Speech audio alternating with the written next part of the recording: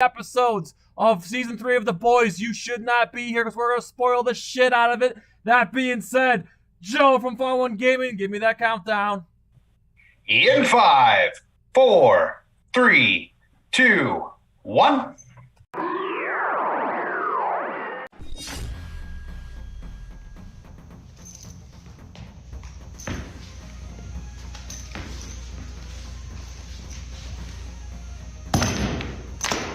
Get over here! Hi, I'm martial art master Daniel Pacino. You know me as the original Johnny Cage, Scorpion, Sub-Zero, Reptile, and Smoke. You are tuning in to NerdCage Live on YouTube, Twitter, Twitch. Don't miss an episode or you'll get caged. So let's finish him. This is Anthony Marquez, better known as Kung Lao for Mortal Kombat. Make sure to like and subscribe to NerdCage Live. Be there. Us. Hi, I'm Leah Montalongo, the OG Sindel. Please like, subscribe to NerdCage Live. NerdCage Live and gaming are a perfect match. Shoot the J, Joe. Okay. Shoot it! All right. Over on NerdCage Live on Twitch, Jay and Joe go live. Call me Bazooka Joe. It's all about you. Kaboom! Playing both old school and new school games every Tuesday night. Ooh, what a sight! Jay, stop looking at her face and run. But she's so beautiful! So be sure to follow NerdCage Live on Twitch. Run for your life, Joe. Run for your life, Joe. Running. Run faster! Oh no, Joe! The galaxy's doomed because of you! To scratch your gaming itch. Oh, nice kick, Joe. Thank you. Yo, that's diabolical. Wait. Yo! That's twitch.tv/NerdCage Live.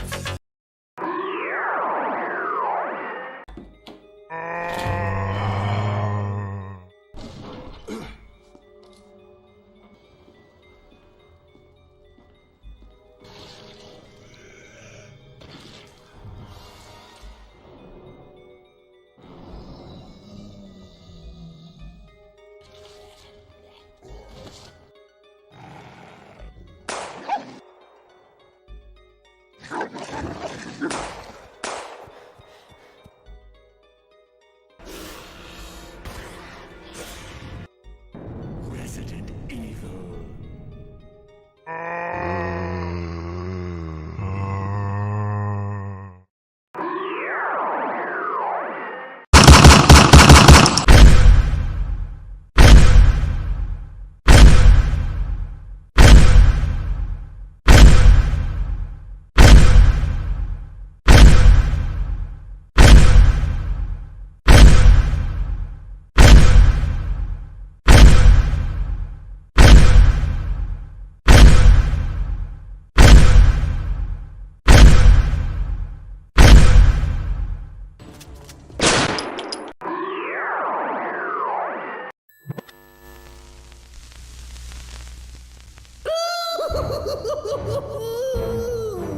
Greetings, citizens! You're now trapped in the nerd cage with your hosts Mark and Jay. We hope you have a smashing good time.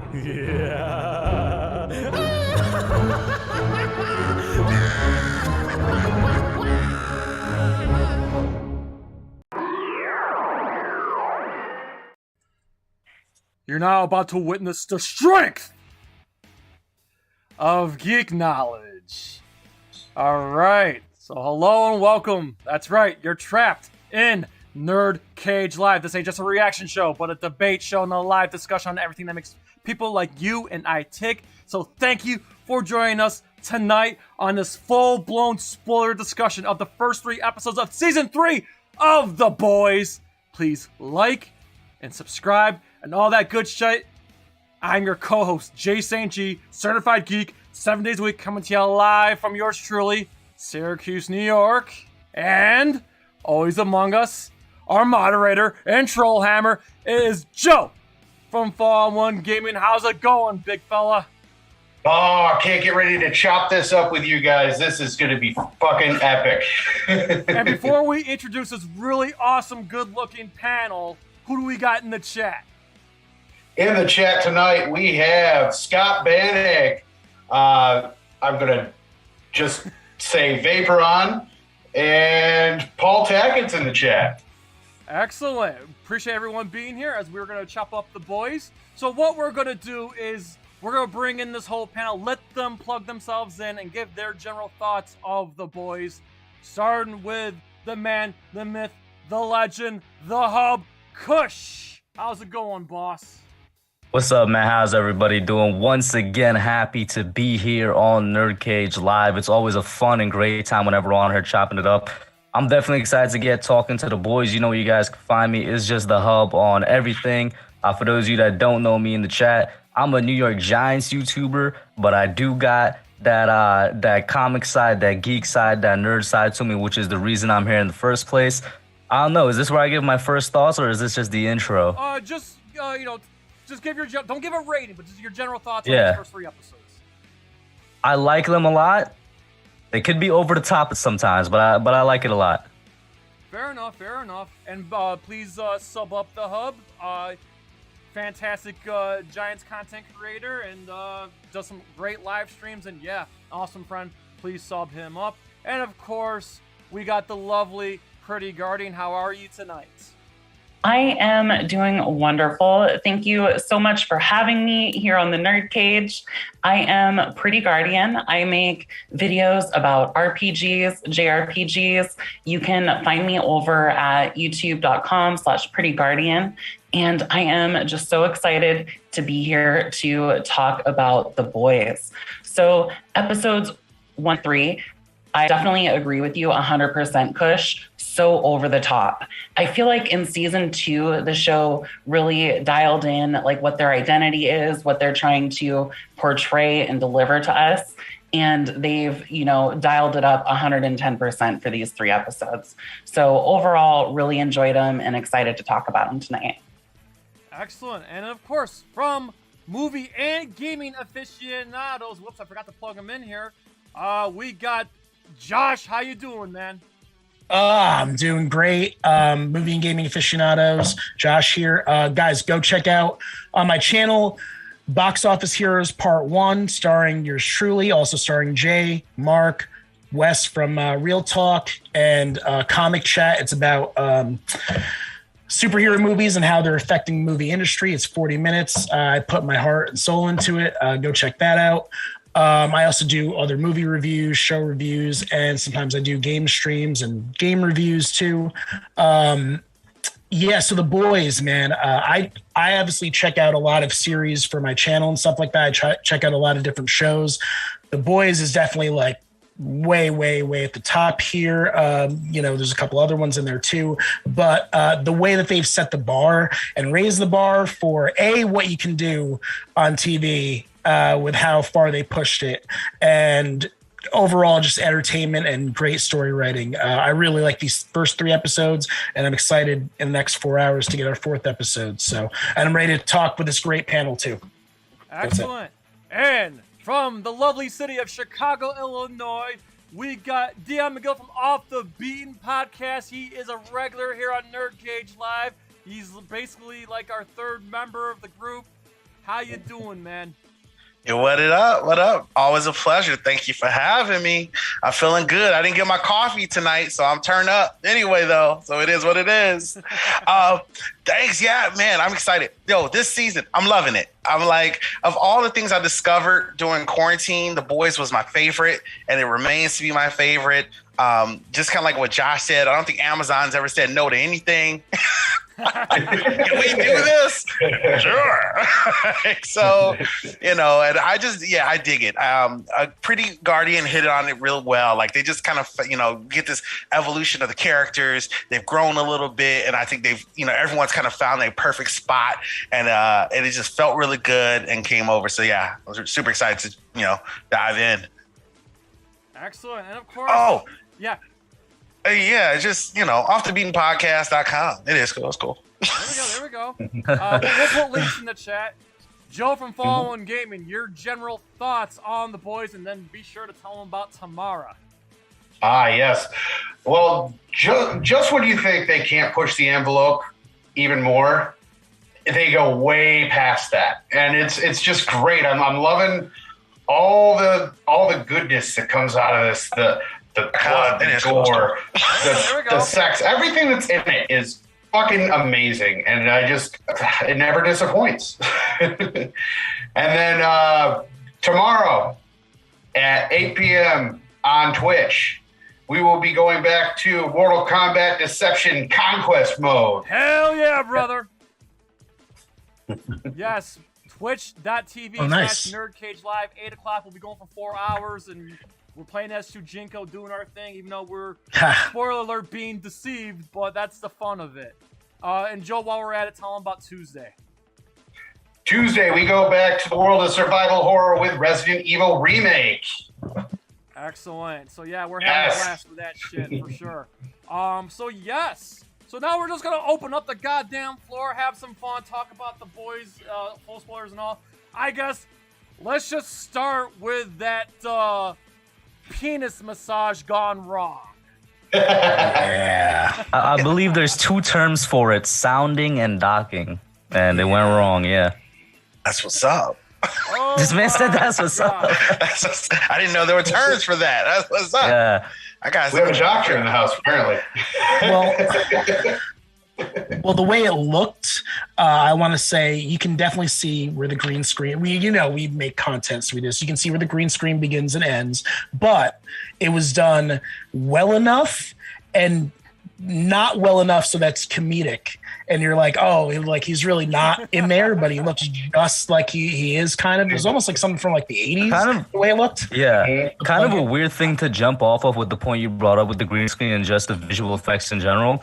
One thing I love that The Boys, what they've done with the show from the very first season to now, is that when we see in-universe green screen, meaning when we see Vought with their the Dawn of the Seven movie and stuff, I love how they purposely make it so that that it's like, as soon as I think episode 1 opened up with it, I'm like, you could tell this is a certain type of visual effects. It's like you could tell it's clicking in your head. This is not the actual show. This is a show inside the show or a movie inside the show. I love that because it makes it very easy to differentiate. They pull out all the cliche superhero movies like lines and cliches and stuff like that. And I find that so hilarious, man. The hashtag release the Bork cut.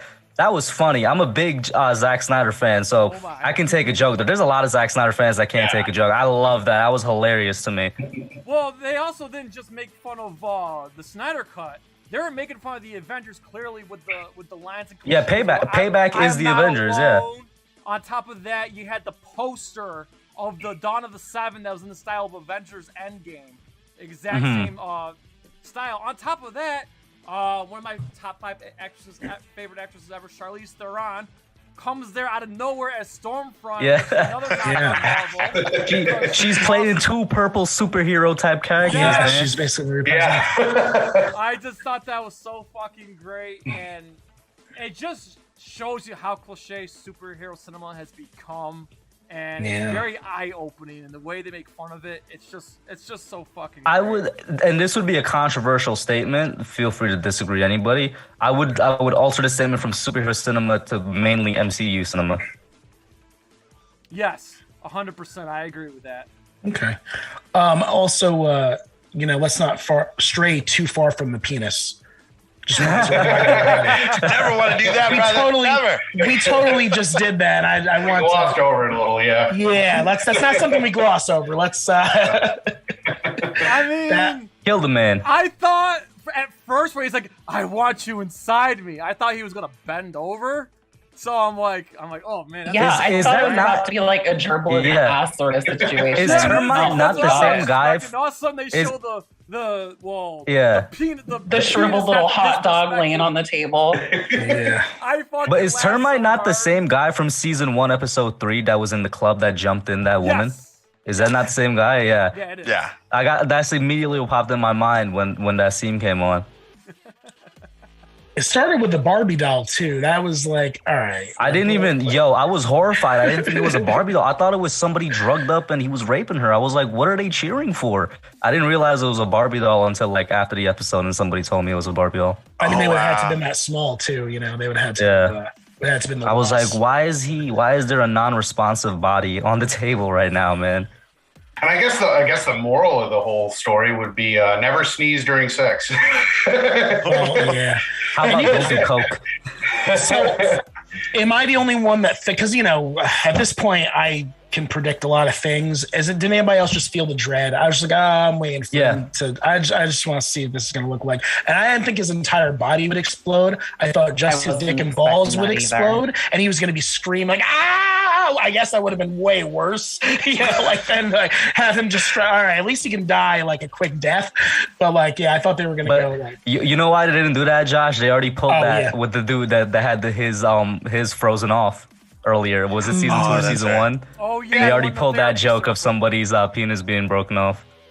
See, this scene kind of caught me off guard because I thought he was going to be shot across the room. Oh my god! Oh my god!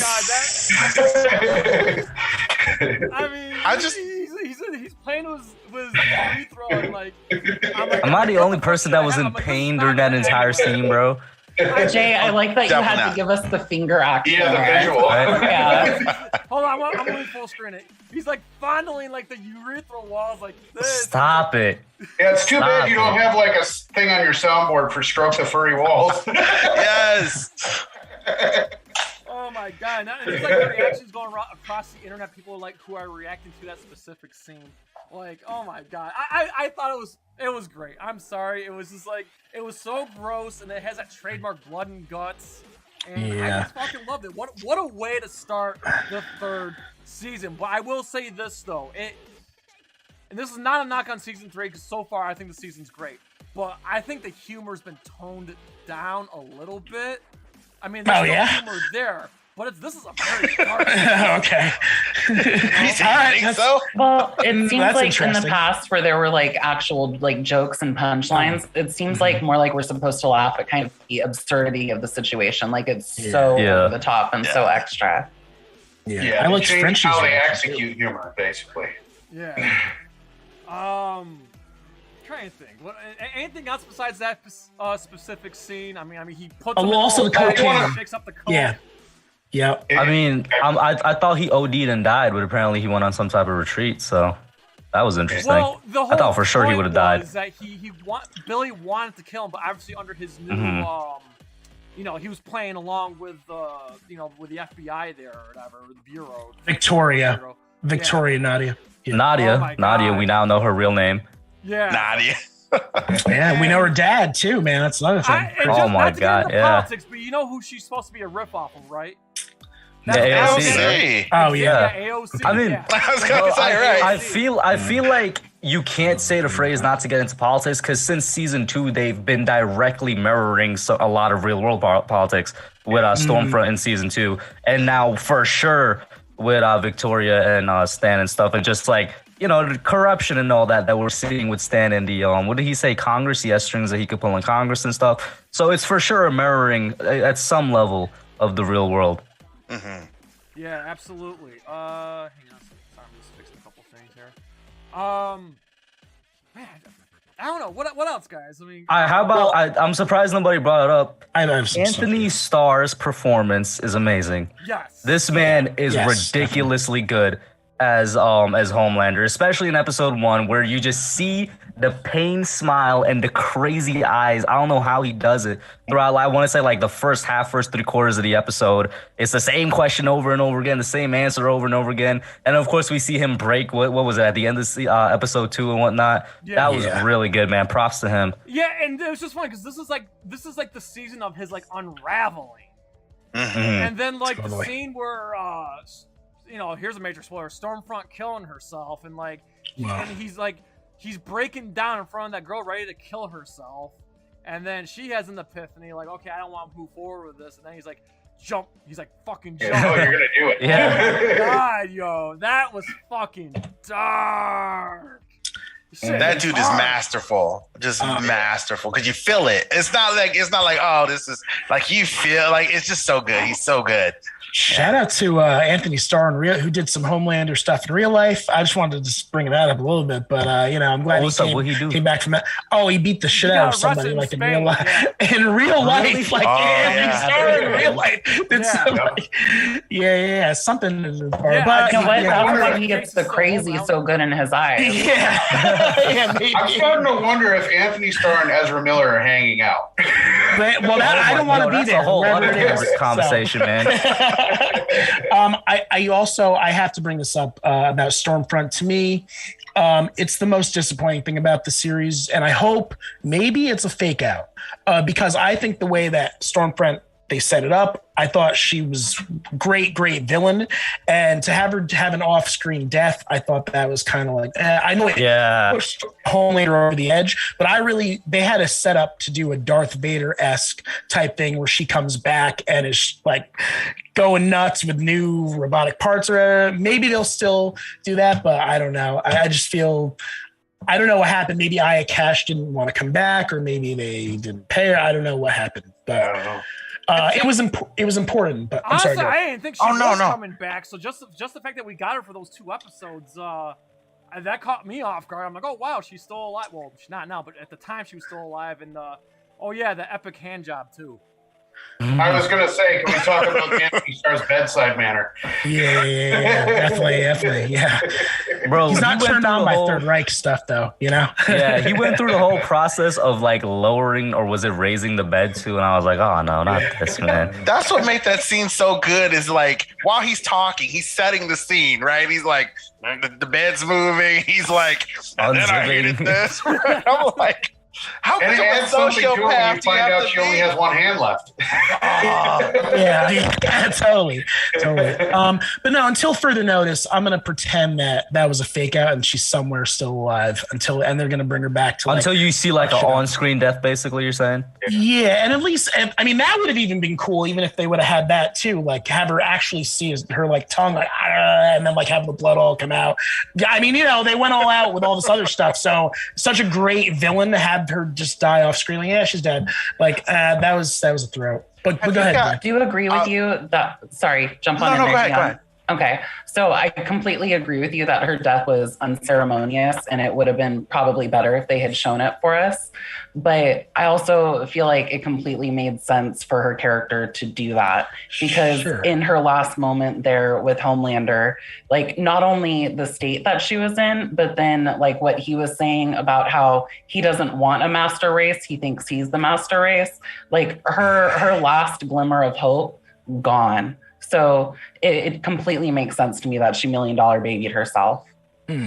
Oh damn! Go ahead, Dion. I was just gonna add, like, I don't know if you guys watch any of the preseason stuff on YouTube, but there was a lot of preseason videos. But I figured her character was gonna be minimized in some way to make room, because when you watch the videos that they post on YouTube, you get a good feeling for who Soulja Boy is, and he's gonna be a very different type of character, a different type of villain. And I was just like, just seeing his character's gonna be big. And so I was like, you just need to, she played her part, and you just need to slide her across so that now you can have him and Homelander, whatever that dynamic's gonna be, which I'm super excited to see.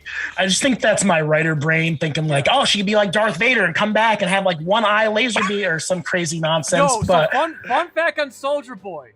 So the actor that plays Soulja Boy originally auditioned for Captain America and lost to Chris Evans. Isn't it Jensen Ackles, bro? Isn't it Jensen Ackles? Fuck you to Marvel. Like the actor. Isn't it Jensen Ackles though? Am I tripping? Yeah, it is, right? Oh, Jensen Ackles? Bro, Jensen Ackles, bro. I'm surprised you don't know him. He's like most known for Supernatural. Well, that's kind of the thing, though, is that's like basically all he's known for. So if you don't watch Supernatural, wasn't he? I think he was in. He also has voice actor work as Red Hood and Batman and stuff in a couple of the animated films. Oh, that's cool. And he was in the only reason I know about him was because I knew him from Smallville. I'm a huge Smallville fan, and around the same time Smallville was shown, obviously Supernatural was shown as well. Well, I was gonna say I'm glad Dion brought up the preseason stuff, but specifically like the idea that they basically let us know Stormfront is gone so that Soulja Boy could come in. It's also so that Victoria could come in. We're gonna see how big her role truly is this season. We know it is gonna be massive, but like we've seen that before with season 1. I'm completely forgetting her name. I'm so sorry, but the lady that not Popclaw. Cindy. Cindy. The lady that Homelander had the milk thing for. Oh yeah. What was her name? I don't know why I'm forgetting. She was the main baddie, right? Madeline, yeah. She was the main bad. And then it transitioned to Stormfront, and we had like Stan as like that secondary one. And now I think it's gonna be Victoria with Soulja Boy. We're gonna see how many episodes he's in. And then also Stan is always in the backdrop now as well. So we'll see how they balance that. Yeah, I wanted to thank Dion for. I'm gonna check that stuff out since I didn't really know. I don't think I looked at the other stuff. Isn't there other stuff in the season too? Like in the like extra stuff. There's tons of stuff because they did but in the mid-season they did a whole like news show. So I mean, there has to be at least 10 episodes where they're like, it was everything like the ongoing saga of where Stormfront and Homeland. There's tons of episodes. You gotta check it out. YouTube. It's on YouTube. The Boys. It's on the Vought channel. The Vought channel. Nice. Vought has a whole channel on YouTube. Yes. Wow. See that? Thank you. So the last thing they put out was a PSA from Soulja Boy from 1984.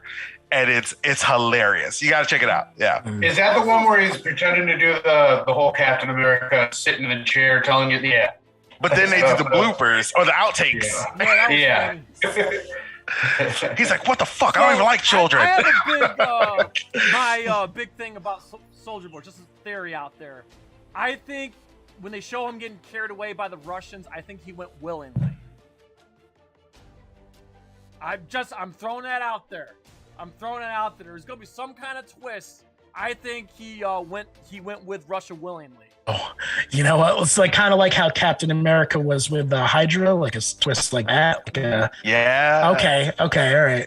Maybe that could be a plan. I think if they do another bot type thing, like showcase, you know how they did the whole movie, The Seven and all that. If they do one with Soulja Boy, I think it would be hilarious because they brought Charlize Theron to play Stormfront. I think it'd be funny if they actually brought Soulja Boy to play Soulja Boy. Oh, okay. Oh, the rapper Soulja Boy. Yeah. Also, just dawned on me. So we found out what happened to Black Noir and his skin. I was so surprised that we even saw him without the mask and he was talking. I was like, whoa. As soon as he was like, I'm not wearing no fucking mask. Like I fucking knew. I'm like, something's gonna happen to his fucking face. Exactly. Not just that, but not only that his face was damaged, but his brain was damaged too. So that's why he's under control by Vought, because they're controlling his mind and they're covering up his face. See, I was confused by that. So yeah, any insight, I'm down for. I was just gonna say the point you brought up with the brain damage thing. I was like, it insinuates a lot of something much darker because it's clear that him and Stan, like they knew each other and they had some sort of relationship with each other, whether it was like a brotherly one or something else. Yeah. So the fact that it's Stan, I'm not gonna say Vought, it's Stan that's probably controlling him. I'm like, that's really like, you're already a messed up dude, bro. That's even going way farther. That entire scene, the way it was cut was beautiful because it's like you had the first part of the story and then it's like, Mallory, right? No, Butcher's just like, hold on, I need to take a piss. Hold that stuff. And also the arc with the mask, how he didn't want it. And then like, it was kind of sad. It was just like, oh, now I want the mask. Because at first he was like, no, I want to show my face. And then like, obviously because they show him reaching, like when he was in pain, he was like reaching for his helmet. Right. Because that was the whole, that was this whole thing was like, I want to be seen. I want them to know who I am and see my beautiful face. And then it was destroyed and that's why he wanted it. So that was like kind of heart wrenching for me. Black Noir. Yeah. Can I just say how cold blooded I thought it was? Like he's reaching for the mask. He's all jacked up. And I was like, just like kick it to him, sister. Just give it to him. And she just looks at him like, yeah, she's pissed because they did the stupid shit that they did. That whole scene was like, wow, look at how incompetent they are and how incompetent. I mean, you can't, and Laurie Holden, you can't. when you thought you couldn't hate her anymore, as Crimson Countess, it's like, oh my God, you're so awful. God, yeah. They specifically casted her too. They know like we couldn't stand Andrea or any of that. So they're like, oh, Laurie Holden, they'll instantly despise her. I want to say something else, but first, I don't know if Guardian went. Go ahead if you had anything to share. Jump in there, Kush. I was gonna say it relates to what who is this? Scott put in the chat. I don't think that's Black Noir, or at least it's not the same one as Present. It definitely popped in my mind the idea of the unreliable narrator, which for those of you that don't know, it's like when a story is told from a certain someone, you can't believe what they're saying. And I don't think it's out of the realm of possibility that Grace Mallory is definitely a candidate that could be an unreliable narrator. So one idea that popped in my mind is like, is she even telling the whole truth? Like, is this actually what happened? Right? Like, and with that comes like the Black Noir thing. Part of me thinks that because I'm like, he could have died. They probably could have replaced him with a robot or something, but that's a little bit far-fetched. But just with how stuff went down, because I'm like, nowhere in her story did we actually get what happened to Soulja Boy, which was the whole point of her telling the story in the first place. Right. Yeah, there could be amendments to the story. That's an interesting perspective. Like, if we get another flashback of like what really happened, that could be an interesting idea. Like that. Yeah. And I know we're kind of bouncing around here, but the ending to episode 1 was amazing with Head Popper. That death was. Yes, and I like the fact that they're covering her eyes, because the moment her eyes are open, you know you're fucked. So that was kind of a cool thing that she can't use her powers unless her eyes are open and they're getting foggy and whatever. And like, I thought that was cool, and it was just a cool little twist that, you know, just seeing Huey's reaction, like, oh shit, soup, I'm working, like, now I need to go back to Butcher's way. It was kind of a cool little epiphany that, you know, Huey had, and a revelation that he had, you know. So that was kind of cool that, you know, Huey went back to being Huey of old, where he's kind of like Butcher's bitch again, you know.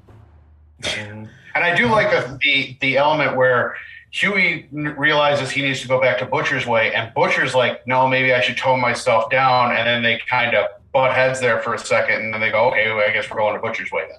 So man, I was actually rooting so hard for Butcher to tone down, because like he was thinking about Ryan, and then obviously we saw what happened there in episode 3. Yeah.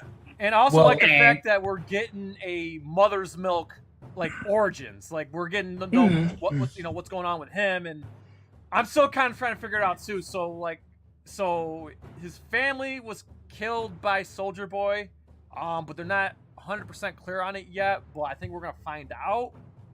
I'm guessing. So yeah. Does anybody remember what information that they did mention in season 2 about that? Because they mentioned something, unless I'm tripping. I don't think they mentioned anything. I don't remember anything. Are you talking about with Butcher's partner there? And I'm talking about with MM. Yeah, didn't they say like Soulja Boy killed his father or something? Was that in season? I remember in season 2 when they were talking to the lady that knew, Stormfront. Yeah, he was saying something about that. Yeah. Oh yeah. So that's why I'm like, we did get a little bit of something in season 2 that I would have really wished they restated, or was in the recap that was at the very beginning of the season, but I can't remember what it was. The biggest thing would have been if, you know, the manila folded and he hands Butcher. If we got to see that, we'd be able to know the backstory, because that had it all in there. But they don't show any of it. Yeah, and I think his family was the one that said you need to go back to Butcher. You know, I thought that was a cool little. It's cool that. Man, I'm so sad that they broke him and Monique up, bro. I'm sorry. Why they do that, bro? There was no need to do that, and I'm just saying. Yeah. Hey. and then you saw what's his name? I forgot the new guy, the stepdad now. That dude's a Homelander complete fan, because when Homelander went off at the end of episode 2, you saw him in front of the TV. He was enamored. Great irony. I did want to say, I want to go back a little bit, because I just wanted to make the comment that to what you said about Valerie. I want to say that Huey is the most luckiest, unlucky person in the world. I mean, the fact that he was there at the right place, right time to see everything happen. I was curious about how they were going to do that, because that was the biggest cliffhanger from season 2, where we're like, oh no, now Huey's worked for him. Oh no, how are they going to do it? And they're just like, oh, he's going to stumble upon it. Like, thank God he did, because it could have been, his head could explode at any moment. So, not just that. The fact that she's the stepdaughter of Giancarlo Esposito. Basically adopted, right? Yeah. Now here's my thing: am I reading too much into this, or because of the way episode 3 ended with now Starlight pretending to be with Homelander, which was that came out of nowhere, and I was like, yeah. That's an interesting idea, Homelander, for basically, as punishment or something. He's trying to fix his image, and that I think he's doing it completely to make her life look miserable. But I'm just saying, well, they specifically directly before that they said that they're, as a couple, they pull way higher. So 98%. Yeah. Well, also she's trying to hang on. Oh no. Go ahead. I was just going to say, what I was going to say is that from episode 1, we had a lot of romantic tension between Victoria and Huey. And I was like, what if he does something similar to try and, I don't know, get more information out of her now that Starlight is publicly with Home? And it was a known relationship between Starlight and Huey. What if he now tries to do the same thing with Victoria? Because there's been tension there since episode 1. Yeah. That would be interesting. Yeah, I mean, honestly, that would fall in line with what I think about Starlight, because I think Starlight is just hanging on for dear life. Like, I need to do anything I can to stall Homelander, so they can get the bomb. Because they did have the discussion before with Huey, we need to get this weapon. So Huey doing that would just be like, I also need to stall so that Victoria doesn't start blowing everybody's head off. So they're both kind of in dire straits. I really wanted to talk about Starlight in episode 3 because for me, I love the show and I love how they're handling everything. So this is not a critique. This is just commentary. For me, her being sexually assaulted by the Deep and then them bringing him back in, I felt that in my heart of hearts. When he tried to bring in the dolphin and shit, for me, if I were a superhero, I'd be like, no, I would have Homelandered his ass and popped off his head or something. There'd be no way. And she sucks it up. And she clenches her little fist and she kisses Homelander in the end. And she's doing everything she can, like you were saying, to kind of hang in there and just stall him a little bit. Yeah. And fuck, if Starlight is not a real one for doing this, she's the only fucking hero in this show at this point.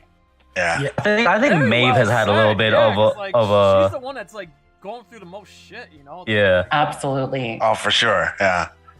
Although I was going to say, I'd probably throw Maeve in there. She's had a little bit of a redemption since we learned about her story in season 2. I have a rebuttal to that. That's what I was going to say. Go ahead.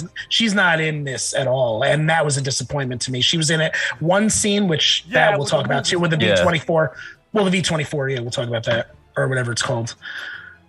Although with the Deep, he did have to, he had to pay the piper with that because he did have to eat his friend. R.I.P. to Square. Was it Kevin? I didn't think it was funny. I was like, that was the same one that he was looking at, bro. I was sad for him in that too.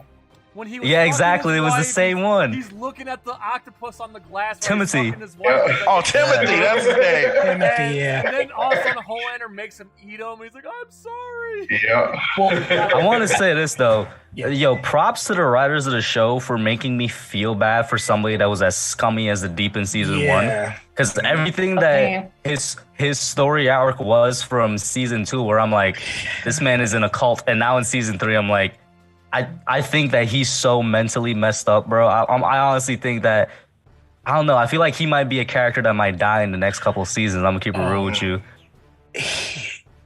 Go ahead, Josh. Go ahead. No, you I first. was going to say something that Kush just hit on that I just kind of want to echo is the mastery of writing. Because I went back before this and watched the last episode of season 2.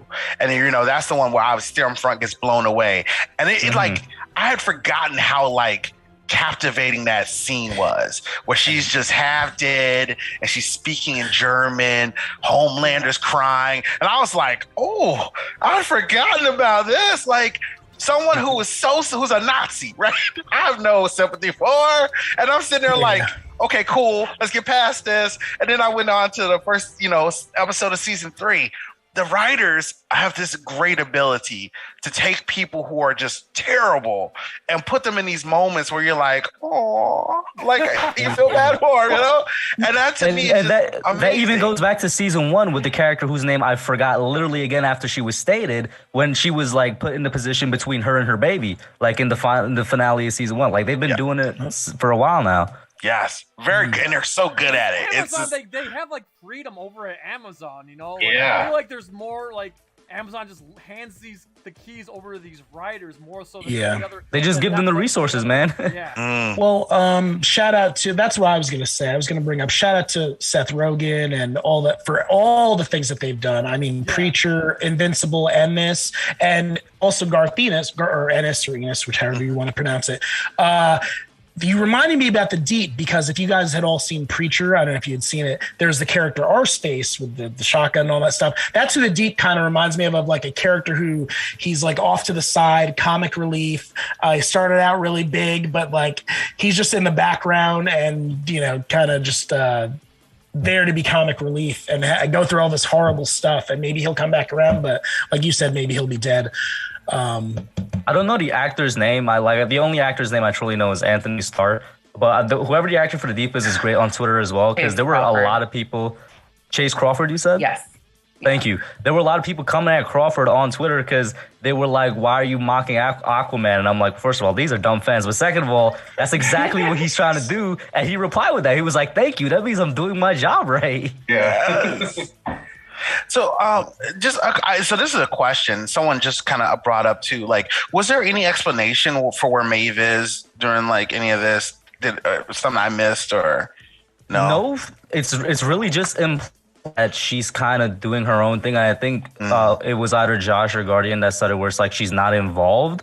She's not really directly involved so far in the season. How many episodes we're gonna get? I want to say it's like 8. We're getting 8, right? Yeah. We're like basically halfway through. She's not. There's gonna be 8. She's not directly involved, but she's obviously helping out Butcher in a lot of ways. She's been his inside informant and whatnot. So her role has been lessened a lot, but it makes sense because we're getting new characters whose roles are big, and then we're also getting characters like Victoria, who's not necessarily new, but they're gonna take up a huge part of the story. Red so Crimson, other people have to be pushed to the back. Yeah. Red Crimson, and we're probably gonna see Soulja Boy in the Flash tonight, actually.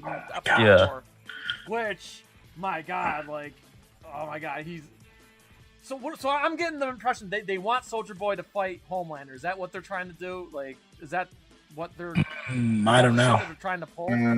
I don't think so. Can we all say our what are we talking about right now? So the impression that I got is that like Butcher and his team, they think that Soulja Boy is dead right now. So they think that there was a weapon down there that killed Soulja Boy. So if it's powerful enough to kill Soulja Boy, who at that time, is basically the Homelander of that era, they're thinking we can use this against Homelander. Yeah. So they're going to go to Russia and hunt him down, and they're going to find out that he's alive, and it's probably going to, shake things up completely at that point. Right. I'm with you there 100%. And that's where I was going to say, Jay, I don't know if off of that you're saying they're going to try and get him to fight Homelander, but from everything we're seeing, he looks like a really just bad guy in his own right, so he might just be out for himself. But I'm completely with Guardian on that. I don't even know, theory prediction is what I call it. I'm with her on that prediction. It would be kind of fire if they do somehow convince him to fight Homelander, but if we're going to be real, that would be like the penultimate fight. I feel like the thing they're building up now with the introduction of V24 is Butcher, the 1v1 of Butcher and Homelander.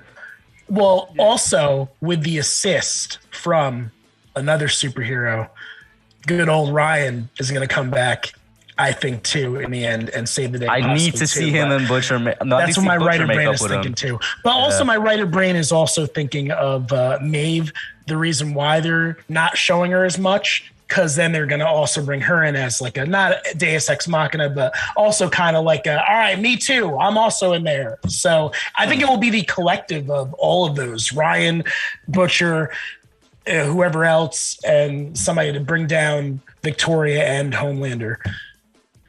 Yeah, one thing that was glossed over in this was the his sidekick's powers there, Soulja Boy's sidekick there. Gunpowder?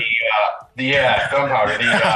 The shot that he takes there where it bounces off and then hits him in the cheek and everything, that was masterful. Y'all that ever was saw awesome. that movie with That was Deadshot. Yeah, they were making fun of Deadshot. Yep. That was a Deadshot. Yeah. I was like, Wanted you're talking about? Yeah, that Wanted, shit? bro. Where you could bend bullets. I hated that movie. I hated that movie. It was so stupid. Especially the ending with like, I didn't want to get into that, but but no, that was the Deadshot. Like ripped. Yeah. That and seeing Butcher use the powers for once, that was cool too. This is a part of the show that I really love, right? So you have these heroes that have existed, some of them obviously they've been around a long time. So he's now this Second Amendment fanatic, right? Surrounded by Republicans, like, you gotta have your guns. And I was like, this is so great. Like I love that scene. I was like, this is perfect. I think so ridiculous. I think it's funny how they jabs at both sides. They just that's what's important. I think like it equals good. I like that. Like Homelander's political party, they're taking both shots at Marvel and DC. Like nobody's safe from this show.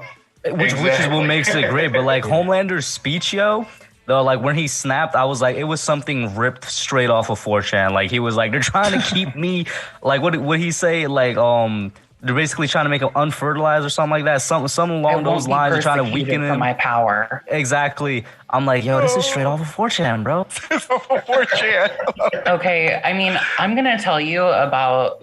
Maybe this is gonna be a little too close to home, but I have family members, like certain type of white people who legit think that like white men are the most persecuted people in this country right now.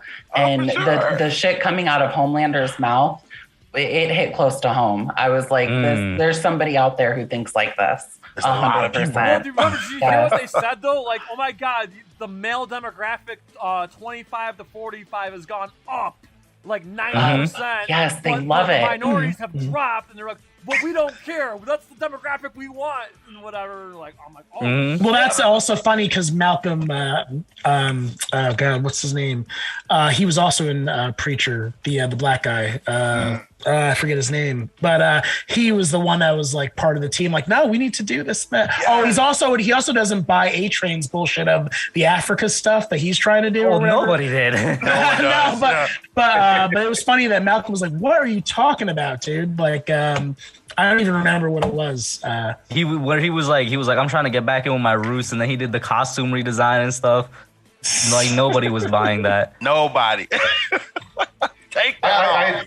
And speaking of A-Train, I think it's hilarious. Homelander and A-Train, the little banter that they got going on. Yeah, drop the milkshake, fat ass. I don't know if you call it banter. It was pretty one-sided. No, that was the beginning of his like, I'm fucking getting pissed at this shit.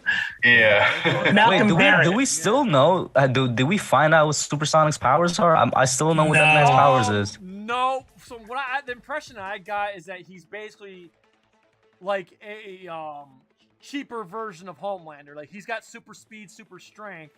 Oh yeah. But he's still no match for Homelander, basically. Yeah. I thought he was gonna be like Dazzler, like he has music powers. Like my music is so good, my boy band music. No. And it's just like some lame shit. So you think with a supersonic name like that, he'd be speedster like A-Train, but that's what I thought. That's what I was thinking. I think it would be funnier if he was just like, my music is so great and it inspires people. That's my superpower. Also, going back to what Pretty Guardian mentioned earlier with Starlight, I like how Starlight's trying to convince Supersonic, like, do not take the position of 7. Like, you will die. You don't want to be here. Like, she's being very selfless. Like, like she's looking out, for her ex-lover, saying, look, I know, whatever it is between us, I don't want you here. And it's not that I don't want you here. It's because I don't want you to die. Sorry. Like, well, they're friends now as well. I wouldn't even use the label ex-lover. They are friends now, so she's just looking out for somebody that she cares for in general. And I will say, it's half good on him, but also half stupid because but half good on him because he was like, I'm not gonna let you go through all this alone, and it's clear that she needs somebody else to be there, in support. Pre RIP to Supersonic. Goodbye. Yeah, I think he's gonna die. Be around too long. Yeah. And just to touch on what pretty. Oh, go ahead, Joe. Go for it. No, I was just saying, just to touch on what Pretty Guardian said, I damn near fell out of my chair when, which is late in the episode, but when Homelander's like, I'm like Martin Luther King. I was like, oh God. Right. I was laughing I think so I choked hard. a little bit. Said that? I damn near fell out of my chair. I was like, it's so absurd, but it's so great because there are people who like actually think that way. You know, like it's just such a great. They've taken pop culture and social issues and social commentary and just brought them into these characters so masterfully, which is one of the reasons I really enjoy it. Because like lines like that, I was just like, yeah. You know, there was that line too where he said, about it now, I kind of think they're trying to outdo the whole Peacemaker thing because they did the same thing in Peacemaker. Yes. What were you gonna say, Pretty Guardian? I'm sorry. It was in that same scene, I think, that you were talking about. He said that he was speaking truth to power. And I'm sitting there thinking, motherfucker, you are power. Like, what are you talking about? People should be speaking truth to you, but you're too fucking sensitive to hear it. It was absurd, but hilarious. But hilarious. I was dying laughing the whole scene. I was like, and then he tells him to eat Timothy, and now you eat that fucking thing. Yeah. One funny part that was like a really small part, and you almost miss it, is Huey getting his arm broken. That was great. Like, no. Break it we here. haven't talked about Kamiko and the female. Like, first and foremost, oh my God, can I just gush about Karen Fukuhara real quick? Like, she's precious. Like, don't get me wrong, she was like hot Suicide Squad, but she had a mask on the whole fucking time, and her face is a work of art, you know? So, like, I really like the fact, like, I really like that scene where they're at the theme park, Botland, and she, like, wants to go on the roller coaster. She's like, I never had a childhood. Like, let me do this roller coaster. I know we got a job to do, but can I please do this because we never had a childhood? And then, like, the other fucking thing was, like, the fucking Botland, I'm sorry, but it was funny, woke walk and fucking was it LBGQ? Oh, that was hilarious. It was like a sandwich thing, yeah. And then there's BLM, BLTs. Yeah. Like, virtue signaling, the virtue signaling action. It's great. Yeah, that's what I was saying. Yeah, it's the jokes on both sides, so it doesn't get like obnoxious.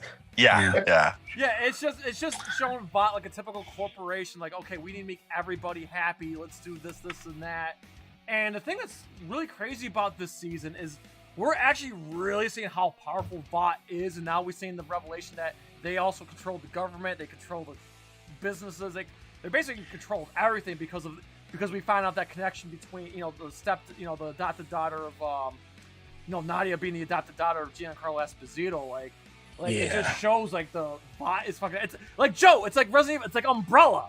You know, like I think thinking about it now, I think because they brought like, okay, well, there's an amusement park and this and that. I think VOD is supposed to be Disney. Yes, kind of. Yeah. I mean, I think that's what they're doing. I mean, it's VOD Plus, bro. Disney Plus, you don't get more on the nose than that. Oh, good point. There's all those damn channels. Isn't there like a VOD cooking channel and a VOD, sci-fi channel? All this other stuff I'd say even before the amusement park, like there was only one conglomerate that was as big as VOD was supposed to be, and it was Disney. And then, like I said, like the icing on the cake was the VOD Plus thing. I'm like, there's only one streaming service that ends with a plus. No, Paramount Plus, Disney Plus, Paramount Plus. Nobody cares about Paramount Plus, bro. Hey, you're just hold on. Kush South Park's on there, bitter because of Halo on Paramount Plus, and you're so bitter about that shit, motherfucker. Halo's not that good, but yeah, exactly. South Park. Good Lord. Oh, that's it. That's all I'm playing with. I'm excited for that Beavis and Butthead on Paramount Plus. Okay, I'll check that out. Universe, that's gonna be hashtag great. 90s kid over here. All right, I'm excited for that. So I'll keep Paramount Plus for a little longer. Thank you very much. It's only $5. Just saying. Paramount Plus, you can, if you want to sponsor NerdCage Live, I'll be happy to plug. Don't do it. I said don't do it. Don't jump in bed with them. Need money. Halo Season 2 coming soon. Hey, I want to circle back and talk about the female for just like another moment here. Yes, please do. I really loved the scene that she had with Ryan where he was talking about like, you know, do you hate your superpowers? And she was like typing on her phone, like, yes, I hate them. I wish I never had them. I felt like there was a really good moment there of connection because like you were saying, Jay, she never had her childhood. And here she is playing Connect 4 with a little kid. And he's also, you know, never really got to speak to anybody other than Homelander who has powers like him. So I felt like that was a really important moment. And I kind of want to see more of that pairing. And it might never happen, but I really enjoyed that scene. Yeah, and it broke my heart when Butcher, you know, was mean to the kid at the end. That broke my heart. I'm not gonna lie, because like it was heartwarming seeing the two of them together and embracing each other, and then to go from that to, you know, you killed me, wife, and blah blah blah. Like, you know, like it was hard to watch. And that's the thing. The show sticks. Do that impression again. What? The Australian accent. One more time. You know, sorry, I can't do a fucking British accent to save my life. But yeah, like, yeah, no, it's powerful shit because it's like it tucks the heartstrings. Like, oh damn, man, you really had to do that to him. It got me wondering though.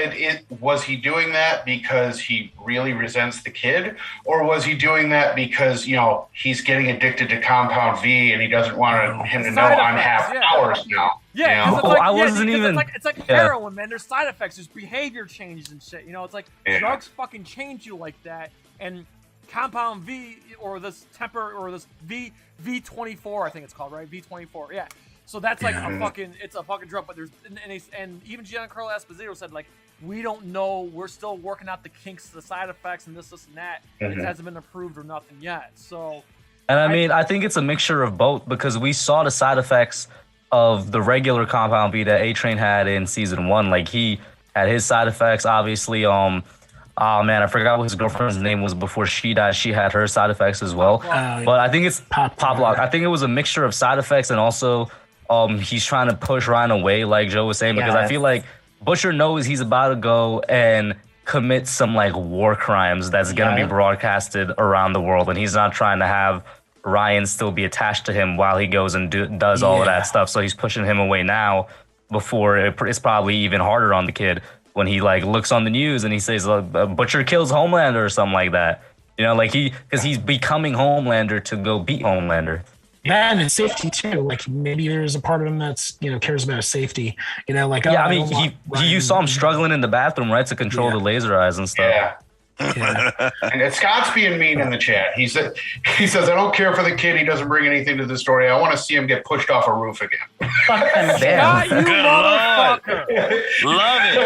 Love it. Scott, he'll be flying next time you see him.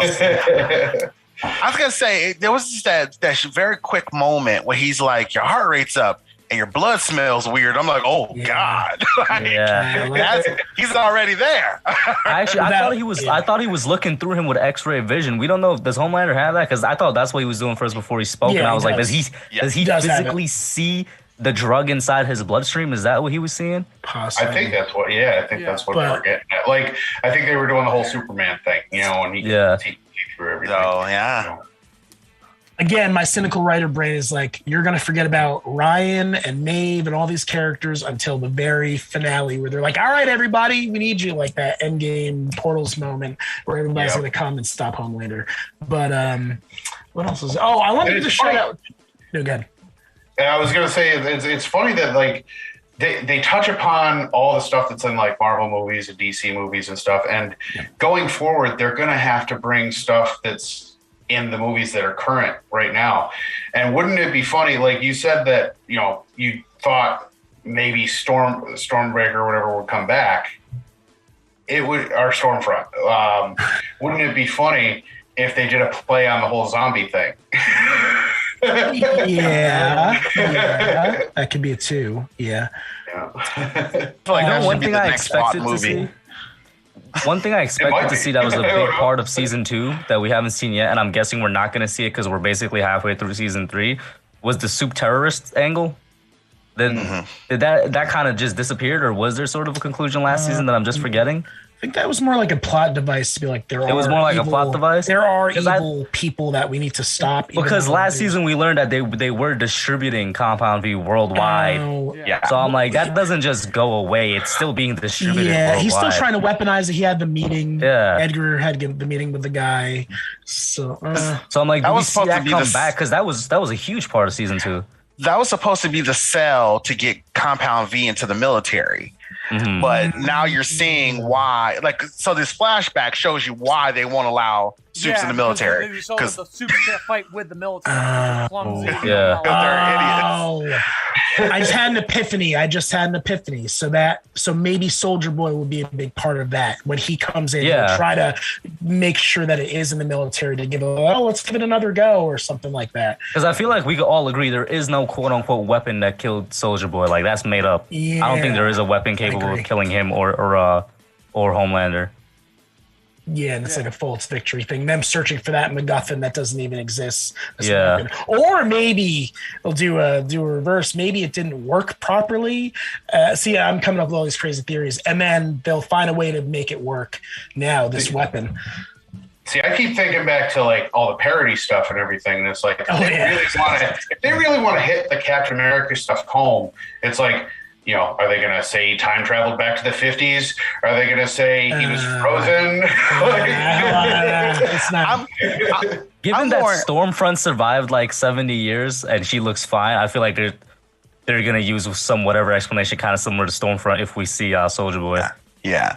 No, I'm more intrigued because I'm imagining if there's Vought here in America, then if they go to Russia, there's some variant of that company, right? There's some Russian variant. So you're going to see a whole new... The Shield Hydra. New slew of superheroes. Nice. I mean, maybe there's someone not equal, but of similar power to Homelander, right? Like that's a possibility somewhere else in the world that we don't know about. So I'm kind of intrigued by that. The only thing on my list that we didn't go over is I want to mention it because it was awesome to me. The group home for the Supes it was like shot like a horror movie with that kid that teleports. Yeah. Where they go back to find out about her. The kid that teleports, shout out to him for being like extra creepy and pointing to the TV and like not looking. Maybe they'll do something with that where they bring all those kids in too, because there's all these great characters. I don't want them to go to waste, so. Yeah. It'd be funny if they went to the X-Men route and found out it's like an Xavier house type thing. That's what it kind of was almost. Yeah. I think Jay knows how angry I was about this. That scene is what the New Mutant should have been, right? Really. Thank you, Dion. Really I was creepy hoping somebody scene. would bring up the New Mutant. Yes.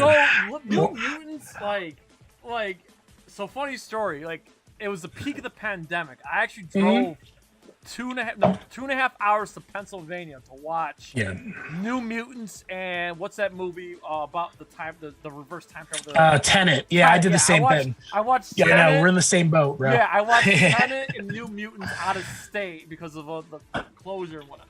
I'm watching New Mutants like oh my god, this could have been good. Like everything was there for this movie to be great, and you could see where they messed with it. And the thing that sucked was I loved all those characters. All 4 of those characters were great, but the movie was just chopped up so weirdly and oh my god, what a disappointment. It really was. My brain was like, I'm in a theater in the middle of 2020. Yay! Like that was all I for sure. Same thing with Tenet where I was like, I don't care what was on the screen. This was like I drove to Connecticut. That was it was like 2 hours.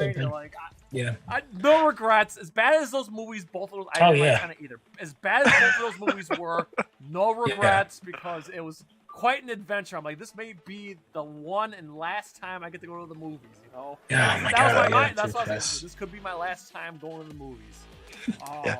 But that scene was what that movie should have been, right? And the scene was super short, but it was creepy. You had the kid kind of glitching in and out, and I was like, "Oh, that's like weird," The tone too, the tone, the contrast. It being like a shot, And you see the characters they're all weirded out. They were like, "What the fuck?"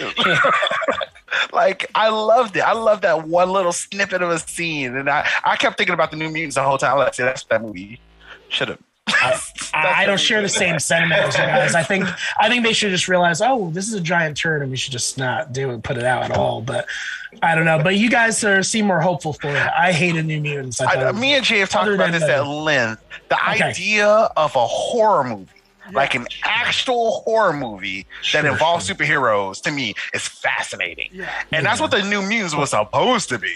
But Dr. Scary Lady with the squares or whatever blocks she had, come on, man. What was that? What shit, bro? All right. So it's 9:15 here in the East Coast. Any other topics you guys want to go through in these first 3 episodes before we kind of give our, closing thoughts, closing plugs, and all that stuff? Or predictions, or if there's any more predictions. I just have so many questions, and I mean, obviously, with this episode. But I was thinking back to one of the first times we all got together and talked about The Boys, and I know I had the overwhelming thought that Stan Edgar was himself a soup, right? Yeah. That he had, which is why he was completely fearless of Homelander, and so I would just love to hear how does everyone feel about that?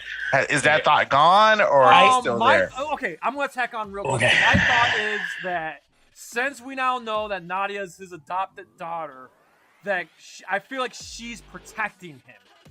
And he knows she's more powerful than Homelander. He can just blow up his head. I think that's what it is. I think it's that he knows he's protected by her. That's my take. I don't think he's a soup. I think he was one that made her a soup and knows that she can protect them. That's just me. What do you guys think? I'm going to go the opposite route on that. I'm going to go with Dion on this. I think that somebody has done their homework on all these Marvel and DC movies and everything. And I think that Stan is going to be revealed to be somebody like Xavier. He's always a step ahead.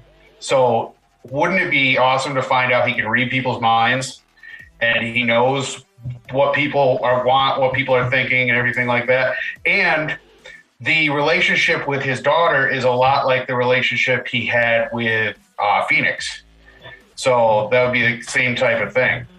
Mm-hmm. That's a really interesting. That's a deep cut. I like that. Yeah. So I was thinking with that question, Dion, I was thinking back to the scene between Homelander and Starlight where Homelander is kind of threatening her and he's like, you don't want to see me when I've got nothing to lose type of deal. And so my first thought is you really think that a corporation that is as big and powerful as Vought doesn't have some type of contingency to handle your ass? You really think that you're above every other single person on this planet? There's some fucking hubris there.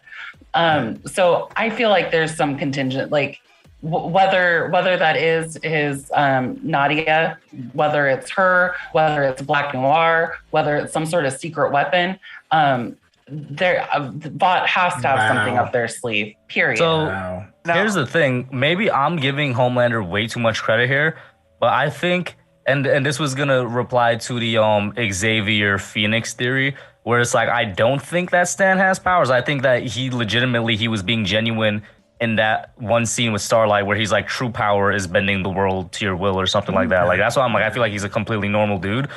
But adding on to that, and this is what I'm saying, maybe I'm giving Homelander too much credit, but I feel like he does know how powerful Vought is, and that's why he hasn't gone berserk yet, because he's had every chance to do what he said he's done. He could have been BSing Starlight and just saying that to get out of that little bind, but like I said, I could be giving Homelander too much credit there. And I'm glad that Black Noir was brought up. I'm not going to say the following point unless you guys are comfortable with it, because it's a little bit of spoiler from the comics that I knew. He's a clone. Yeah, since Jay said it, he's supposed to be a clone of Homelander, so he would be that contingency plan. He's supposed to watch over Homelander. He's supposed to be keeping an eye on Homelander. He's implied to be more powerful than Homelander. That is the contingency plan. But obviously, we have a different Black Noir as of right now, at least. Well, they bent the comics. So, for example, obviously, Stormfront was a guy in the comics. So I'm saying, they definitely Black Noir is probably one of those characters that they took liberties with and put their own spin on it. So, Mhm. I'm not saying that he isn't some kind of like, maybe he is. I don't think he's a clone. Obviously, we established that he's not a clone, but maybe he still has to watch. Like, he's the one that's watching. I mean, it's completely possible that after Stan like is not controlling his mind, he probably shot him up with more V to make him as powerful as Homelander. It's completely possible. I was wondering about that too. Well, I want to make a point to all your points. First off, I like Pretty Guardian's point that there could be the secret MacGuffin that we don't know about, the secret kryptonite that might exist. Also, before Joe and Jay, you guys had said something about Umbrella. Remember, man, Umbrella was controlled by Wesker. There was a Wesker there, so maybe all. Really, Stan Edgar, whether or not he had powers before, all he has to do is take his own medicine, take the compound V, and he's right there. He can unleash it on the whole world, and maybe give it to a bunch of different people. That So another thing before I forget, you reminded me too about, wasn't there the group that Nadia was in, that Tony was in too, before she killed? What were they talking about? What was that group? The Red River Home. It's the home for the kids. Oh, that was the home for the kids. Okay, yeah. Maybe there's other people from the past that that they didn't talk about. Maybe. I think the only thing we haven't really touched upon is the whole Sergei going back to the Russian mob thing. You know that? Oh my God. Yeah. Oh, wow. The thing is, this is weird. I definitely want to see it play out, but I'm like, I don't want this to take up too much time because it definitely feels like a B subplot as of right now. I want to see how they handle it because I'm like, I'm not trying to take too much time away from like the main A plot, if that makes any sense. Well, here's my view on the whole thing too, is that like if he's going back to the Russian mob and Soulja Boy take it into Russia. Yeah. That's how they bring that together. Because Butcher was the one that he wants to use them as bait or something. Maybe he wants show them. He basically wants to use them as like transportation to get into Russia, basically. And he has the powers, so if they mess with him, they're gonna get lasered to death. I just love the fact that he greets somebody by saying, "Is your wife still getting her salad tossed by random Frenchmen?" How do you respond to that? And it was like, all right. I was like, oh no. And, I mean, also from what I understand, like the whole penis thing is just the beginning. There's gonna be more disturbing scenes down the road. Oh, Joe Blow, seen all 8 episodes, so they said that there's gonna be more really disturbing shit coming. Oh, man, I'm looking forward to it. Yeah. I can't take no more. I like the excess. I like it. Yeah. And I was gonna say, does anybody have a limit? No. We're pushing it. We're pushing it now. That's what it is. A friend told, it was so funny when I was gearing up to watch, a friend was like, I was like, oh, I'm about to grab dinner and I want to start watching The Boys. She goes, eat either after you watch the first episode or like before. And I was so thankful because I was like, oh, that's a lot. It's a lot of blood. Yeah. Have you guys seen Preacher? I'm sorry, I love it. I just like it goes into those really disturbing territories that no other show will do. I love it. Like I like they're testing the limit, and I love it. I feel like the amount of quality. That's another thing. The quality of the writing, the quality of the special effects. Like it's not. This is like movie quality. You know, this is not like streaming. The lines are blurred. Completely. Like this is like legit movie quality stuff. You know. Yeah. Same with Invincible. Like Invincible for an animated show is just as fucking. Remember when you could say that about like every HBO show? When you could say that about most Netflix shows? That was just a select few. HBO, it depends. HBO has some good ones. Yeah. Man, The Boys is just next level shit, and it's why it's the best show on any platform, any show ever right now. That's my opinion. I stand by it. Like it's that good of a show. Which is why we fucking cover it on this channel as much as we do. Do we know if there is a set amount of planned seasons, or we're just kind of running by as of right now? Fly of our seats? They got renewed for one more season. They got. Because I'm trying to think of like story arc. I'm like, it's not coming to an end this season, but like I can see it coming to an end like next season, or if there's a fifth one and a fifth season. Next season will be the last because they're already planning spin-offs. There's going to be. Ah, really? Hey, I heard that. Yeah. Superhero Soup College. They got the green light to do a Soup College show about these kids. My Hero Academia adult? Wow. Basically, it's okay. college students training for VOD. Oh yeah. They got the green My light Hero, for that. rated M. My Hero. Okay, heard And you. I'm sorry. I hope we get more Diabolical cartoons. I fucking loved it. Kush, did you see it? Yeah. Yeah, I got a chance to check out the first, I think it was the first 2 because it played right after episode 3 finished when I watched it. It was just queued up right after. Yeah, I hope they do more of that. Like, I'm fine if they end it in season 4, but they do spin-offs and cartoons. Well, I am perfectly fine with that. I don't want the show to go stale like Sons of Anarchy did. Like, I love Sons of Anarchy, then it got stupid. True Blood started. Yeah, great, I feel like 5 would be the limit, man, in terms of number of seasons. Breaking Bad and Better Call Saul, like they ended at season 6. Yeah. Solid. I'm hoping the boys does the same thing. Just give us 4, maybe 5 solid seasons. Don't ever go sour on me. Like Breaking Bad was season 5, but I was gonna say Cobra Kai's like that, and still good. Cobra Kai's still good, but it's like silly. no, but it's like, oh yeah, we're gonna push up the date, so we'll see you in September, and we're already shooting season 6, and we're already shooting season 7. Like that, it feels like, whoa, you guys are gonna keep going with Cobra Kai. Like, yeah, this show, like, let's have a finality. Let's wrap it up. Not to mention, it took 2 years. I mean, we had the pandemic, but it took 2 years for season 3 to come out. Right. I'm gonna just. I don't mind waiting. If it comes out fantastic, I don't mind the wait. Like, this was proof that 2 years it was worth the wait, at least to me anyway. It was definitely worth the wait, and it clearly shows. Keep the only mind, reason they filmed this in the peak of the pandemic. They filmed this in the peak of the pandemic. Keep that in mind, people. Yeah. Mm-hmm. I was gonna say the only reason I disagree is because I'm not exactly sure what the end point is yet. Like we're assuming the end point is to kill Homelander, right? Yeah, but I'm assuming the end point should actually be to bring down the company. Yeah, we're nowhere near that yet, right?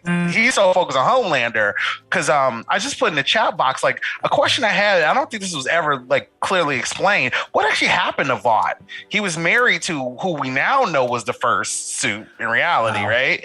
And he dies, but how do we know he dies? And did we ever have an explanation? Like, how did he die? I had an idiotic theory. I didn't even bring it up. I think I mentioned it to you guys. I thought that Stan Edgar might have been the reincarnation of Vought, but after like Stormfront dying, I don't think that might be the case. So that kind of ruined my theory a little bit. But that conversation where he's like, Stormfront has an issue with you too, right? He's like, he also looks younger too in the past, so I don't think it was Stan Edgar. But yeah, maybe the actual original Vought is still alive somewhere. Yeah, so like, you know what I'm saying? Like, I feel like there's still like some things to explore to bring us to what will be the end point, but I'm not even sure. Which is why I'm like, or family members. Oh my God, yo, look at Scott. Great, you brought that up. I'm like, 5. Joe, get that chat. Joe, get that chat real quick. Scott says he was cryo-frozen like Walt Disney, I bet. That would be hilarious. That's not a bad theory. That would be hilarious. Not a bad theory. That's not. I like it. I like it. No, that's all the stuff up. you just brought up is why I'm like, you know what? I would love a 5-season, a 5-season show to maybe try and get all that. Yeah. I mean, we know we're getting season 4. That's been greenlit. So I'm sure. I bet you when we get in a couple of weeks, I bet you they're gonna say, "Yep, season 5 has been greenlit too." I think they're gonna let us know. I mean, when the ratings come in from, I'm sure everybody. We can't. Obviously, everyone's watching this shit. So I think once we get to like, maybe at the end of the finale, they'll probably say, "Boys, season 5 been greenlit." So, and maybe they'll tell us that will be the last season. You know, maybe who knows? We'll see. But they said season 4 is definitely greenlit. So is the spinoff. And like I said, I hope we get another cartoon because I actually love the Diabolical cartoon. I'm gonna check those out, man. Oh, they're great. Pretty Garden, you said you watched them, right? What did you think of the cartoon? I have mixed feelings about Diabolical. Overall, I didn't love it. I probably wouldn't jump on a season 2, probably. But I do think that there were some standout episodes in there for sure. The only one, Pretty Garden, the only one I didn't like was the one with the old man or the old woman dying in the hospital with cancer. That's the only one I didn't like. Oh, you know what? Let's fight because I think that was one of the best ones. It was just so dark and depressing. Yeah. From a guy that listens to Typo Negative. You thought that was depressing? Yes. It was. You know what? I'm gonna tell you, I thought it was actually uplifting compared to most of them, and let me tell you why. Yeah, go ahead. The wife, the fact that she would effectively sacrifice herself to go off and fight this cancer the way that she did.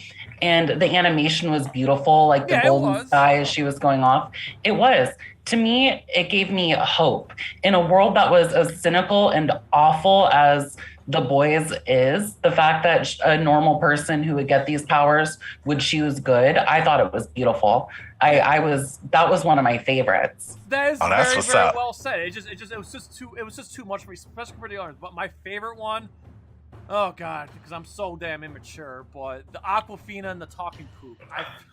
I hated that one. And I hated that one. I thought that was so fucking stupid. I'm immature, okay? Bathroom humor still makes me laugh from time to time, okay? I love Ren and Stimpy, and I love South Park, and I just felt like this was like the boys' version of Mr. Hanky, and I thought it was fucking great.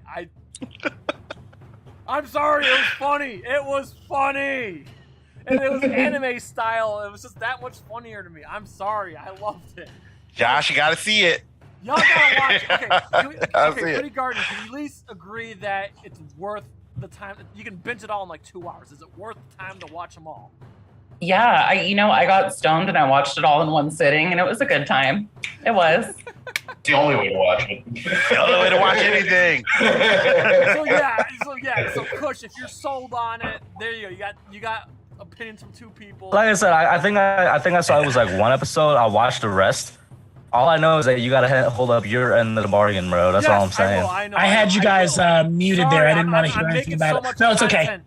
And yeah, whenever you got free time, bro. It's just whenever you got that free time. I will. Like I said, as soon as I get this next Joe Blow project done, by the way, the Robocop versus Terminator. I hope you guys will love it.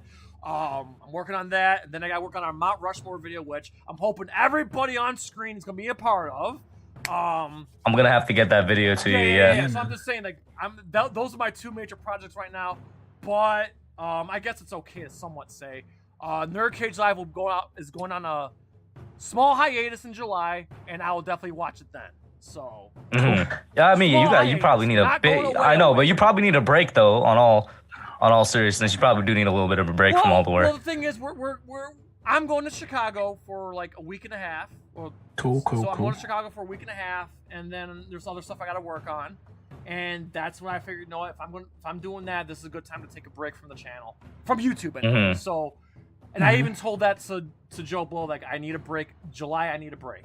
So I'm taking a break from everything come July 8th I'll tell you what, July 8th, which is when I plan on premiering the Mount Rushmore video, that'll be the last NerdCage video. Then the last NerdCage live stream will be the 10th, when we talk about the finale of The Boys, and then we're officially on hiatus. So The Boys finale and Mount Rushmore of Action Heroes will be the 2 last videos before me and Joe and Mark ultimately take our break. So that's what's up. We need, trust me, Joe doesn't have to explain. We need it. Yeah, that's what's up. Yes. So I can figure, you know what, this is okay. So it's 9:30 here in the East Coast. So I guess let's just go in a circle. Give your closing thoughts on these first 3 episodes and a rating as of right now for The Boys for these first 3 episodes, and I want everybody to plug themselves in, and of course I've been kind of spamming everybody's YouTube in the chat. So Kush, starting with you, rating 1 through 10, closing thoughts, and plug yourself in, bud. I'm gonna give it a solid 8 out of 10 so far. I feel like it is really good. It's picking up like right where you left off of what you expect from The Boys. We talked about a lot how they do a good job of mirroring real life issues, mixing it in with the over the topness that is the show. The reason I'm giving it an 8 instead of like a 10 is because I'm still not sure what the direction of the story for this season is quite yet. You know, we all had our theories, and I feel like maybe this episode that's gonna come out in like 2.5 hours is going to answer a lot of my questions in regards to that. But I'm definitely excited to see where it goes because we're coming up on, I'd say, the most epic feeling season so far. You guys can find me at The Hub on YouTube, where I cover the New York Giants, also on Instagram, Twitter, and on Twitch, where I do a lot of gaming. So There you go. Yes, and I'm sorry. I will update the description when the show's over, and everybody can go in the description and sub up at the hub. And of course, the lovely Pretty Guardian. Go ahead. We'd like to hear your closing thoughts on the rating, and go ahead and plug yourself in. Yeah, I am Pretty Guardian. You can find me at youtube.com/prettyguardian. And I wanted to say thank you so much, Jay and Joe, for having me on tonight. Absolutely. I love the Nerd Cage so much, and this is such a badass nerd community. Yeah. As far as my final thoughts on The Boys, I'm gonna give the first 3 episodes a 9 out of 10. I think that the storytelling so far has just been masterful, the way that they're interweaving plot points. And even if I'm wrong, I actually do feel like I'm kind of seeing the trajectory of where the rest of the season is gonna go. And I'm excited for the ride. So 9 out of 10 for me. Excellent. Thank you very much. We always love having you on board, Pretty Guardian. Thank you so much. All right, Joshua from Movie and Gaming Aficionados. Man, always a trip having you on, man. Your closing thoughts, final rating, and go ahead and plug yourself in, boss. I'm going to give it a 9 out of 10. Super solid storytelling. Always kept me intrigued. I like the little subplots. Made me care about every single character. Love doing this live stream. You guys made me hyped up for it even more. I'm definitely going to check out the Vault channel and the Diabolical, all that stuff too. And yeah, this series, man, it's right up there for me, right with, like I said, Severance and Better Call Saul. So it's close, man. I don't know which one's the best for me. But speaking of which, I'm going to be doing a lot of reviews on my channel. I'm going to be dumping a lot of reviews on there. I have backlogged, so check me out and check out the documentary with Jay. He gives great points. Mark, everybody. It's kind of like our story, man. Box Office Heroes Part 1. And yeah, that's it, man. Love you guys. Bah. Absolutely. And Josh, thank you so much. And we look forward to doing that watch party too. Oh, all yeah. Right. Yep. Yes. Dion McGill, Off the Beaten Podcast, Chicago, Illinois' finest, man. Go ahead, give your closing thoughts and a rating and plug yourself in, my friend. Yes, man. You know what? I'm gonna give it. I'm going hard. I'm gonna give it a 10 out of 10. I just love this show. I love it's the subtlety. It's the subtle moments, the little things that make me go. Ooh. And I, like Josh said, if you plug into the Vought International YouTube page, like with all the backstage tours, but like their tours of like Homelander's house and weirdness and all this stuff and kooky crap, like you're in it and it's just so like they have just created this 360 entertainment everything, and I'm all in for it. And they go from being serious and just horrible to being super hilarious, and so I'm all in for it. Can't wait. As soon as we're done here, I'm actually seeing if the new episode's up, and I'm about to have dinner, and I'm watching, baby. So I can't wait to see you guys. Hopefully I'll be back for the other spoilers. But other than that, check me out. I have a YouTube page, and I've threatened to actually put something on it for about a year now. It's going to happen. So now you'll just be plugged in whenever it does. You can check out Off the Beaten Podcast. It's just a podcast about Chicago people and Chicago shit and what makes this city the best city in the world, in my opinion. Second best city in the world, man. New York City got you, but I'll give Behave yourselves. Behave yourselves. But you can check it out. Y'all don't have pizza. You have casserole. See, that's a discussion for another day. But offthebeatenpodcast.com, and you can check out the social media episodes, my blog, and everything. So just check it out, and feel free to reach out to me. I always love to hear criticism, feedback, or friendly voices. So yeah, absolutely. And again, I'm really hoping we can all reunite next week, and I'm also hoping that we'll have a couple more bodies next week. So yeah, I'm hoping, like I said, I definitely want to keep these panels going. Obviously, I want to mix things up too, but obviously I'd love to have you guys come back. And there's a couple other people that weren't able to make it today. I'm hoping they'll be back next week because, obviously 3 episodes were a lot to take in for some people. So hopefully next week everybody will be caught up and we'll have bigger panels and stuff like that. And yeah, so Joe, go ahead. Your closing thoughts, a rating, and tell them about Friday, tell them about Tuesday, my dude.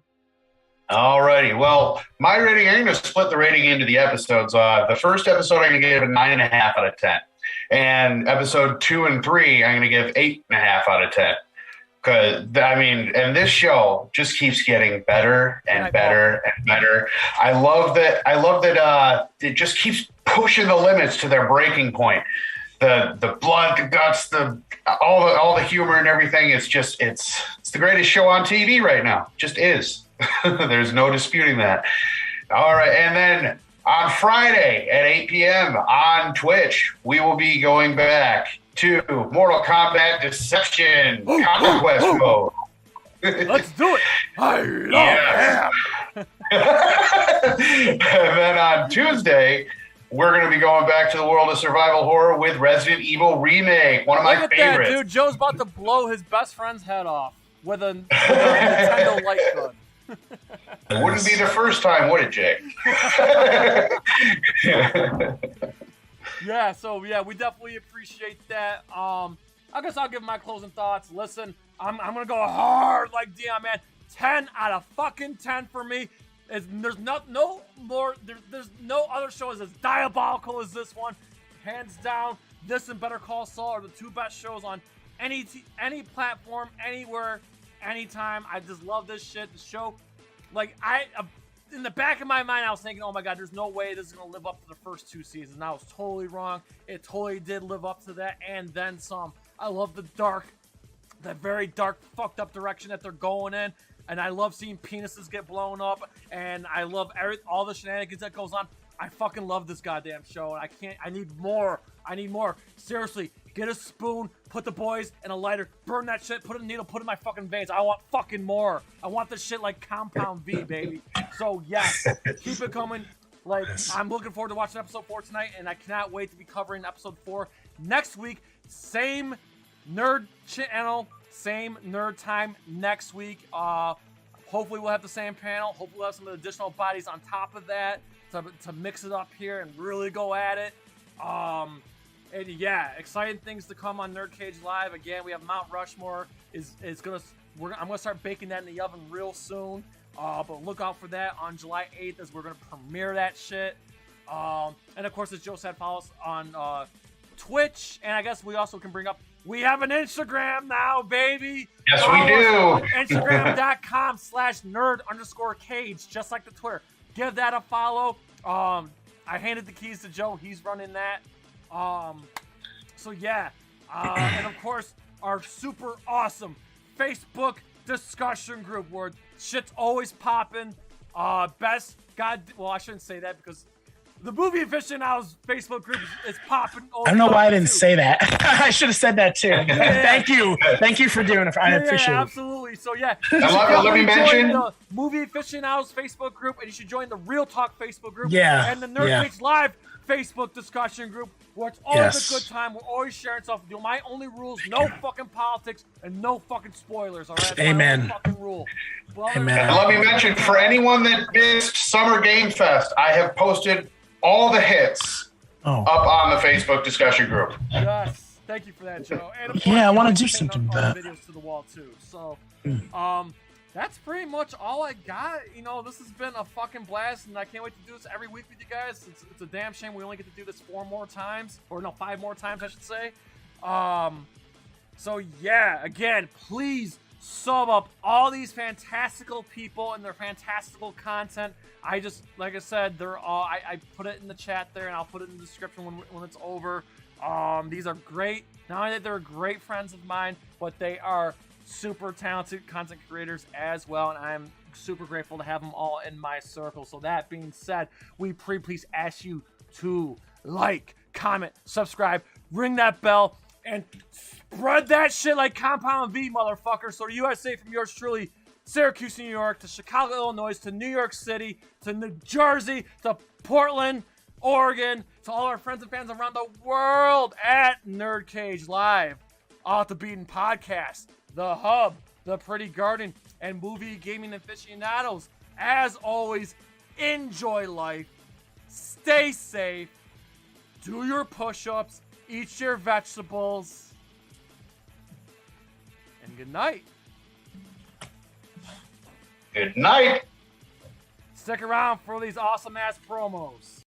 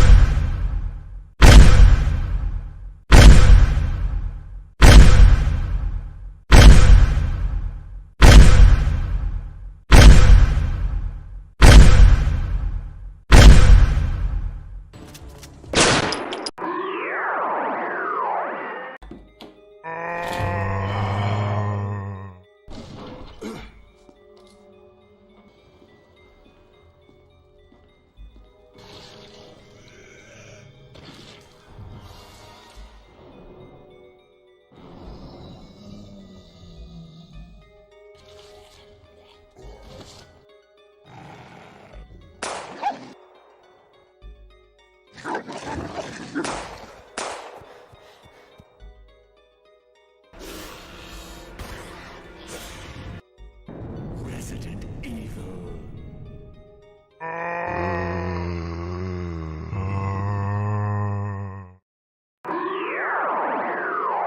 NerdCage Live and gaming are a perfect match. Shoot the J, Joe. Okay. Shoot it! All right. Over on NerdCage Live on Twitch, Jay and Joe go live. Call me Bazooka Joe. It's all about you. Kaboom! Playing both old school and new school games every Tuesday night. Ooh, what a sight! Jay, stop looking at her face and run. But she's so beautiful. So be sure to follow NerdCage Live on Twitch. Run for your life, Joe. Run for your life, Joe. Running. Run faster. Oh no, Joe. The galaxy's doomed because of you. To scratch your gaming itch. Oh, nice kick, Joe. Thank you. Yo, that's diabolical. Wait. Yo! That's twitch.tv/NerdCage Live. Ooh, trying to get out of the NerdCage, are ya? Well, before you go, hit that subscribe button. And if you're really intrigued, ring that bell. Thank you for dropping by. Until next time, tell everyone you know about NerdCage Live!